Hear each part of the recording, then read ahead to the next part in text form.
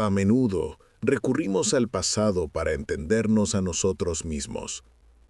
Esta noche dirigimos nuestra atención al año 1854 y a la solemne historia de Charles-Alexandre Guérin. Es un caso que nos recuerda que detrás de los registros históricos hay personas reales, cuyas vidas fueron irrevocablemente cambiadas por los eventos que ocurrieron.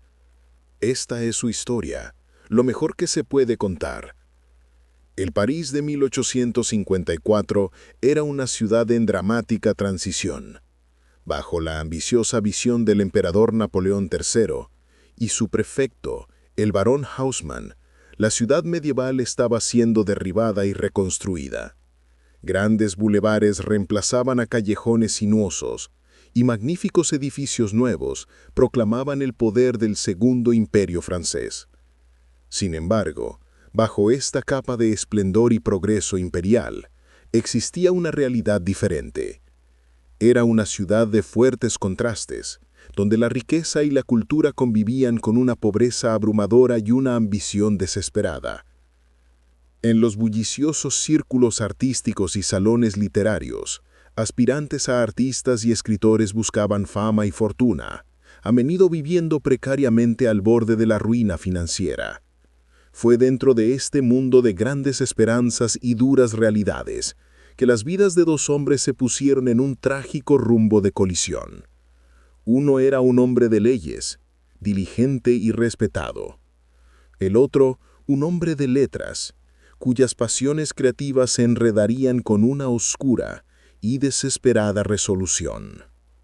Gustave Antoine Delacroix era un hombre que se percibía a sí mismo como un poeta y dramaturgo, un contribuyente a la vibrante vida cultural de París. Nacido en 1817, a sus 30 y tantos años había logrado un modesto grado de reconocimiento. Había escrito para varias revistas y había visto algunas de sus obras representadas en teatros menores.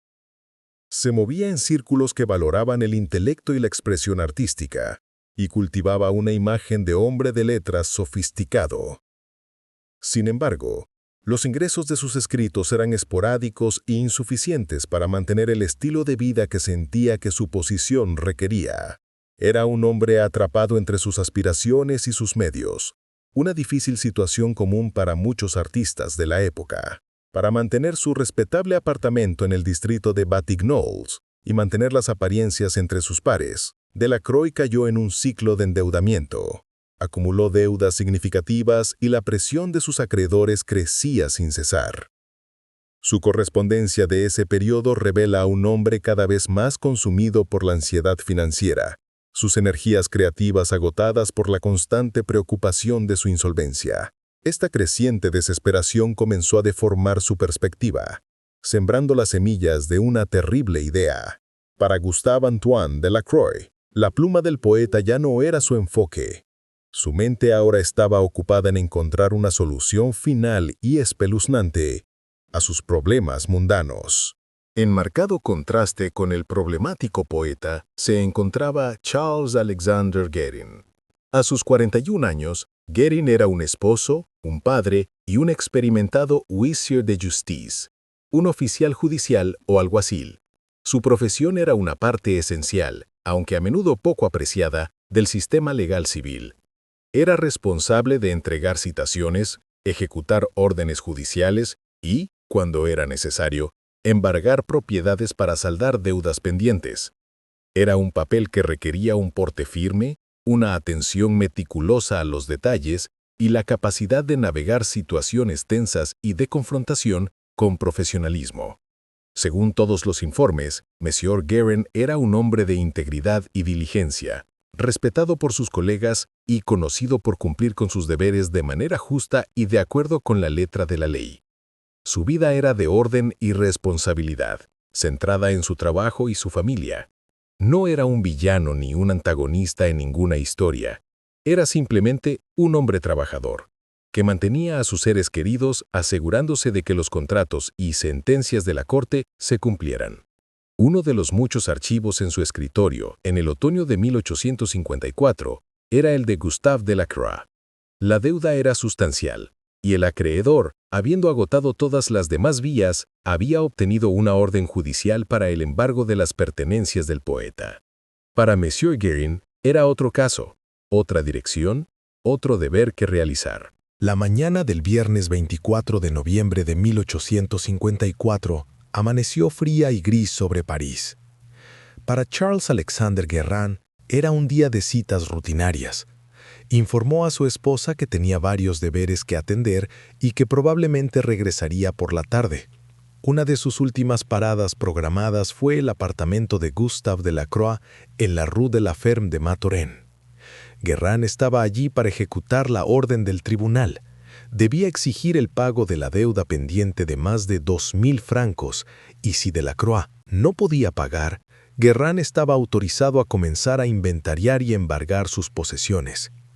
Sin que el alguacil lo supiera, esta no era una visita de rutina. Delacroix se había estado preparando para ella. En los días previos había hecho varias compras, una afilada daga, un pesado bastón con plomo y varias sustancias químicas, incluido ácido sulfúrico. Había preparado sus planes con una frialdad metódica. Cuando Monsieur Guérin llegó y llamó a la puerta, Delacroix lo recibió adentro. Es probable que el poeta fingiera una sensación de resignación, tal vez pretendiendo buscar documentos o fondos. El aire en el apartamento debió haber estado cargado de tensión. La calma antes de una tormenta de violencia que Guérin nunca pudo haber anticipado. Una vez que Charles Alexander Guérin estuvo dentro del apartamento y distraído por el pretexto de sus deberes, el plan de Gustave Delacroix se desarrolló violentamente. En un momento de brutalidad calculada, el poeta atacó al desprevenido alguacil por la espalda, golpeándolo en la cabeza con el bastón pesadamente lastrado. El golpe fue poderoso e incapacitante. Mientras Guérin caía al suelo, aturdido y sin defensa, Delacroix no dudó. Sacó la daga recién comprada e infligió múltiples heridas fatales al alguacil. El acto fue rápido y salvaje, una traición total a la personalidad civilizada que Delacroix había construido tan cuidadosamente para sí mismo. No fue un crimen de pasión repentina o una pelea que se salió de control. La evidencia de la preparación, la compra de las armas y la naturaleza del ataque apuntaban a un acto de asesinato premeditado. El hombre de letras, que había dedicado su vida al arte de las palabras y el drama, había cometido un acto de violencia indescriptible. El problema inmediato de la deuda estaba resuelto, pero en su lugar, Delacroix ahora enfrentaba un desafío mucho más horrible. El cuerpo del hombre que acababa de asesinar yacía en el suelo de su apartamento parisino. Con Monsieur Guérin muerto, comenzó un capítulo nuevo y más grotesco del crimen. El pánico no paralizó a Gustave Delacroix. En cambio, una determinación fría y clínica se apoderó de él. Su principal preocupación era la eliminación del cuerpo y el ocultamiento de toda evidencia. Basándose en un conocimiento rudimentario de la química, se embarcó en una tarea espantosa. Durante los 2 días siguientes, desmembró el cuerpo del alguacil. Fue una terrible y físicamente exigente prueba, llevada a cabo en los confines de su pequeño apartamento. Intentó usar el ácido sulfúrico que había comprado para disolver algunos de los restos y colocó otras partes en su chimenea con la esperanza de reducirlas a cenizas. Trabajó sin descanso, intentando borrar cada rastro de la existencia de Charles Alexander Guérin. Pero sus esfuerzos fueron torpes y en última instancia inútiles. La quema de carne humana produjo un olor singularmente asqueroso y penetrante. Este humo, espeso y acre, salió de su chimenea y pronto impregnó todo el edificio, alertando a sus vecinos de que algo andaba terriblemente mal. Mientras tanto, Madame Guérin se puso frenética de preocupación. Su confiable esposo no había regresado a casa y se inició una investigación formal sobre su desaparición. La última cita conocida en su horario llevó a las autoridades directamente a la puerta del poeta. El 26 de noviembre, 2 días después del asesinato, la policía llegó a la residencia de Gustave Delacroix. Fueron recibidos por el poeta, que intentó parecer tranquilo y sereno. Los oficiales notaron el olor abrumador y nauseabundo que se pegaba al aire tanto dentro como fuera del apartamento. Cuando se le preguntó sobre el olor, Delacroix ofreció una serie de explicaciones poco convincentes, afirmando que había estado realizando experimentos químicos o quemando papeles viejos. Su comportamiento nervioso y las inconsistencias en su historia despertaron inmediatamente sospechas. Los investigadores procedieron a registrar el local. Lo que descubrieron confirmó sus peores temores. Encontraron manchas de sangre en el suelo, restregadas apresuradamente pero aún visibles. Encontraron la daga y el bastón lastrado. Y en la chimenea, entre las cenizas, encontraron fragmentos de hueso carbonizado y dientes humanos.